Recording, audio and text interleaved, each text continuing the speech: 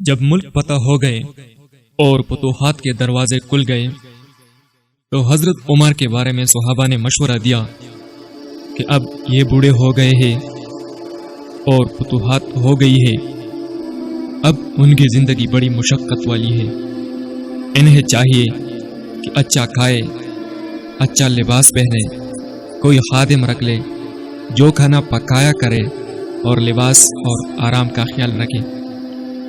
حضرت علی، حضرت عبد الرحمن، حضرت عثمان، حضرت طلحہ، حضرت زبیر اور حضرت سعد رضی اللہ عنہ 6 بڑے صحابی آپس میں مشورہ کر رہے ہیں۔ انہوں نے کہا بات کون کرے؟ انہوں نے سوچا کہ حضرت حفصہ سے کہو جو حضرت عمر کی بیٹی ہے اور ام المومنین ہے۔ یہ حضرات حضرت حفصہ کے پاس آئے اور بات عرض کی کہ امیر المومنین کو اب سختی پر نہیں رہنا چاہیے، تھوڑی نرمی پر آنا چاہیے، اور آپ ان سے بات کریں، اگر مان جائی تو ہمارا نام بتا دیجیے، اور اگر نہ مانی تو ہمارا نام نہ بتائیے گا۔ حضرت عمر تشریف لائے۔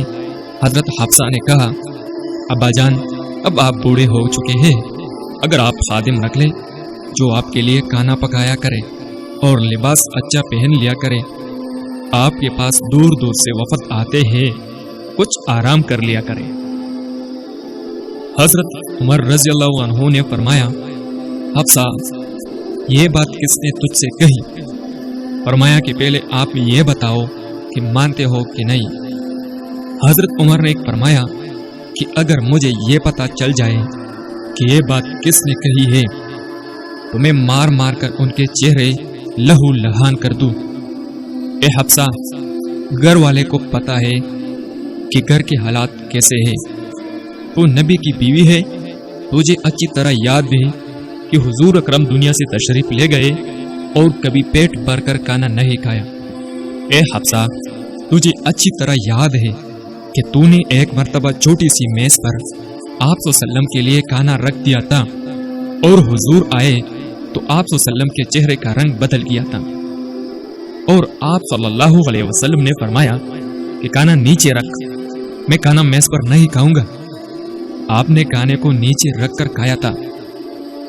حفصہ، تجھے یاد ہے کہ حضور کے پاس ایک ہی جوڑا ہوتا تھا جسے وہ دھو کر پہنتے تھے، اور ابھی وہ کپڑا خشک نہیں ہوتا تھا کہ نماز کا وقت ہو جاتا، اور بلال آ کر کہتا تھا یا رسول اللہ الصلاۃ الصلاۃ، اور آپ صلی اللہ علیہ وسلم انتظار کرتے رہتے تھے یہاں تک کہ جوڑا خشک ہوتا تھا اور اسی کو پہن کر جاتے تھے۔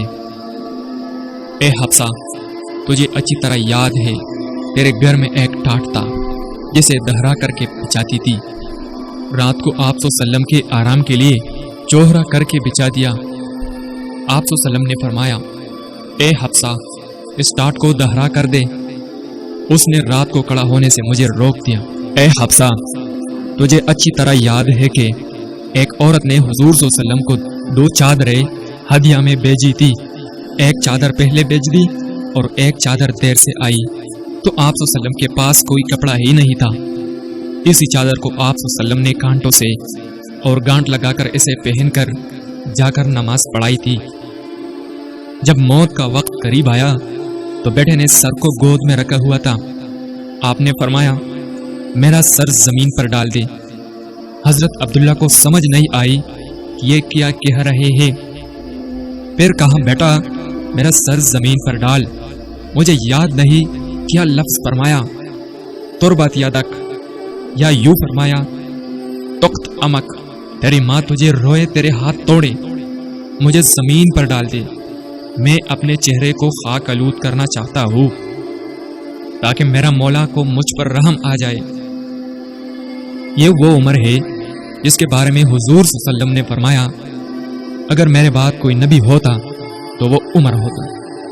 انتقال ہوا، جنازہ پڑھایا گیا، جنازہ اٹھا، حجرہ پاک کے سامنے جنازہ رکھا گیا۔ حضرت عبداللہ نے کہا اے ام المومنین، امیر المومنین رضی اللہ عنہ دروازے پر آ چکے ہیں اور اندر آنے کی اجازت مانگتے ہیں۔ حضرت عائشہ نے فرمایا مرحبا امیر المومنین، مرحبا امیر المومنین۔ بے شک امیر المومنین کو اندر آنے کی اجازت ہے۔